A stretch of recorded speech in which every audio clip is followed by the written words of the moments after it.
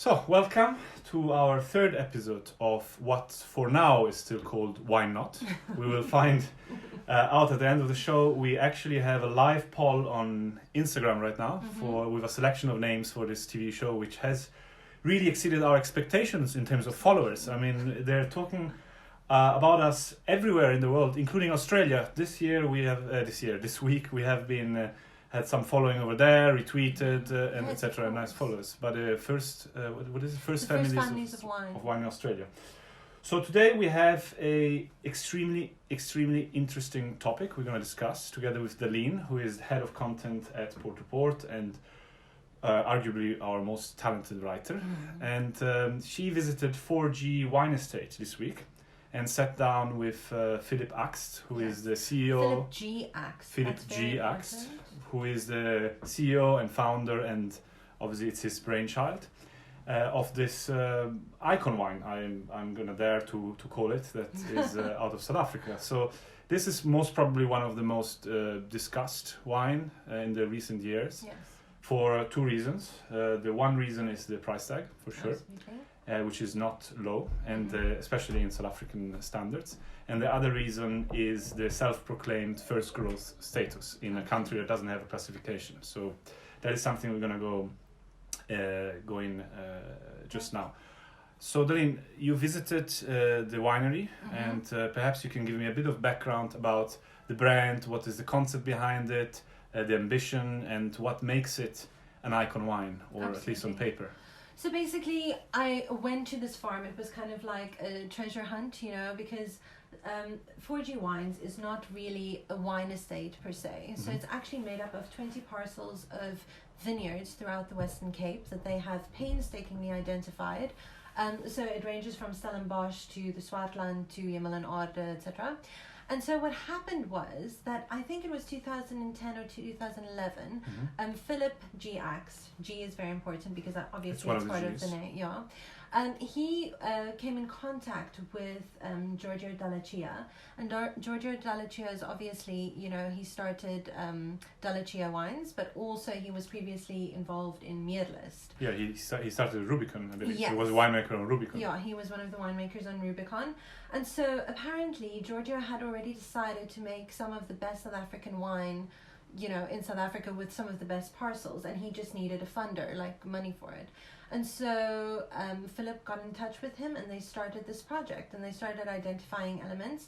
And unfortunately, Giorgio fell ill, and so Philip then went in search of some of the best French kind of enologists in the world. And consultants. Yeah. Yes, and consultants. And therefore he got in touch with Dr. Denis Depardieu, who is a professor at the University of Bordeaux, as well as a consultant on wines such as Chateau de Chem, Margaux, etc. So the best of the best. Yes, absolutely. And then also he owns his own 3 wine estates in France as well. Okay.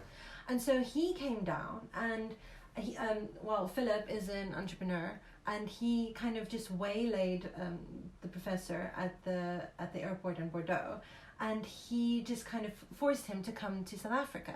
And the professor was quite interested in South Africa because some of his peers had been here previously working on projects. Like Michel Roland and Pierre Bourton. And Dr. Paul Pontellier, right. and things like that. So when he came, apparently what Philip said is, after, a few weeks of going through all of the vines, etc., he just said the one thing that he kind of regretted was the fact that he didn't come earlier.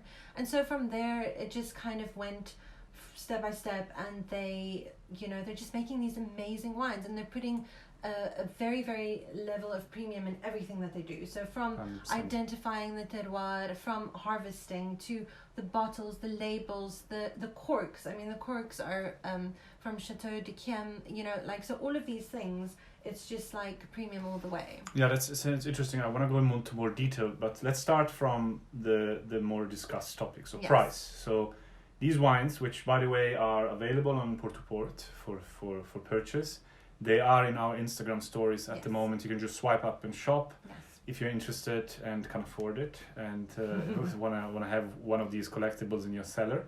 So there are 2 wines. So in true Bordeaux style and Chateau style, there is the first wine, which every year changes its name, I believe. Yes. And this vintage 13 is called Waldweben, which is a name comes from Wagner, a Wagner opera, right? Yeah, so it's from the Wagner opera Siegfried, and it's actually from the second act, I think, and it's when Siegfried walks into the forest, and apparently there's this cacophony of sound, and this one like little bird starts singing towards him, and then suddenly he just understands what the bird is saying to him. Right. So it's this moment of understanding, this perfect blend, and I think that's also something very important 100%, to mention 100%. is the blend here.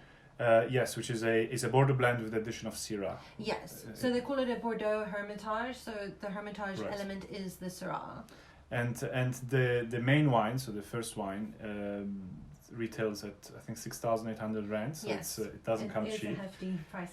It is at definitely a level of first growth Bordeaux. And the second wine, which is we are actually drinking right now, and we had the privilege to open a bottle. I think retails, depending on the vintages, we have 4 vintages available. 3 vintages. Three vintages yeah. available between I think 1,500 and 1,750 rand, Yes. more or less. And we are drinking out of Zalto, so I just want to make a point here because this really gives credit to this formidable wines. Absolutely. So now without going in too much detail on actually corks and labels etc., which are, I must say, probably one of the most beautiful labels I've seen in recently. However, there is a point made on how these wines get benchmarked. So every time they get released, you told me, Philip groups a group of critics and of sommeliers, purchases the best wines of the vintage around the world. 100 point Parker point Correct. wines. So like and then tastes them blind. yes. And then ranks them. Yeah, and that's what he said. They were, I think it was 2018, they were at 11 Madison in New York. Yeah. And apparently when they arrived there, the one guy said to him, "Are you sure you want to do this?" And he said, "But this is so much fun. Like, why aren't we doing this more?" And actually, I think in that tasting in 2018, that vintage was rated second Right.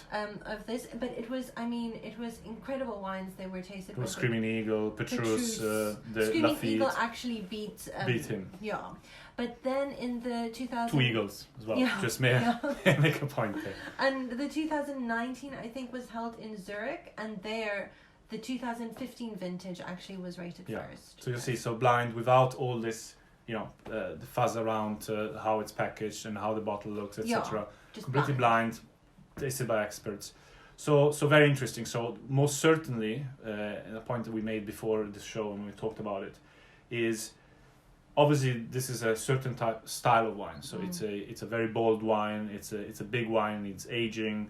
It's really a wine for the collector and not an everyday wine. It's a wine that you take out for a very special occasion. And in that category of highly rated Parker wines, it is a wine that can stand amongst the best in the world and shine. And this is something I spoke with Alex about last week. Confidence. So what was your take on it? So do you think, with a product like this, it doesn't have the heritage of South African wineries. It is an icon wine and has been designed. It's made by design.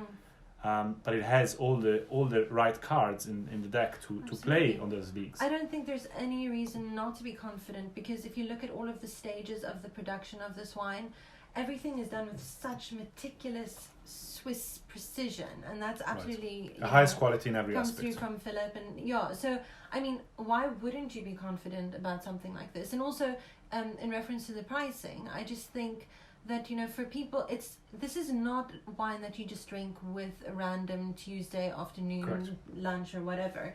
This is a wine that stands with the best of the best. Correct. And as South Africans, that makes me so proud. 100%. And it's like we need to really just support people like these rather than They have their place in the industry. Yes, And there is absolutely. a place for a value wine, there's a place for the real wine, there's a place for an icon wine, there's a place for everything in the market for sure. Yeah. So in any case, to go deeper into this conversation, you wrote a beautiful story. It's available on the site. Yes. I invite all our viewers to please go and read through it. And if there is any questions, obviously, always can reach out to us. So in conclusion, this was an incredible privilege. And I think thank you to Philip that's sponsored the Echo for us to taste today. I want to make a point that all our stories and all our TV shows are obviously not paid for. We choose what we feature, and the only thing we get sometimes, when you're lucky enough, is a bottle to taste and open. And I think in conclusion, because I think we're running out of time, Amber, will you give us the results of the poll? Because we are really nervous about this. Yes, what's the name? Between Two Barrels. Amazing. Yay, that was my favorite. that's what we wanted. So from next week, or from this week, episode 3 of Between Two Barrels will be available on YouTube and I believe on Instagram TV as well from today. Thank you, Daléne. Thank you so much. Thank you. We'll finish the bottle now. Yes. Bye.